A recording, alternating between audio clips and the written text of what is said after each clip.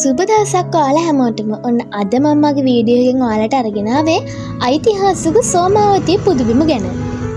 ඓතිහාසික පොළොතිස්ස පුරවරයේ ප්‍රෞಢත්වයේ තවත් වැඩි කරමින් පොළොන්නරුව නගරයේ සිට කිලෝමීටර් 35ක් දුරින් පිහිටි සුංගාවිල ග්‍රාමයේහි සෝමාවතී වන උද්‍යානයේහි සෝමාවතී සෑරජුන් ස්ථාපිත කරලා තියෙනවා.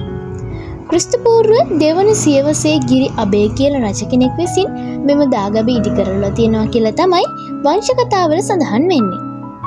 වංශකතාවලට අනුව කාවන්තිස්ස රජතුමාගේ නැගණියක් වුණ සෝමාවතී කුමරිය තමයි මේ ගිරි අබේ රජතුමාගේ බිසව වෙලා තියෙන්නේ. තම අග බිසවගේ ඉල්ලීම් මත මේ රජතුමා දාගැබක් ඉදි කරනවා. එහි නිදන් කරන්නේ ගෞතම බුදුන් වහන්සේගේ දකුණු දළදා වහන්සේව. සෝමාවතී රජුගේ ඉල්ලීම් පරිදි ඉදිකළ දාගැබ නිසා ගිරි අබේ රජතුමා මේ මහා සෑය සෝමාවතී කියලා නම් කළා කියලයි ඉතිහාසයේ සඳහන් වෙන්නේ.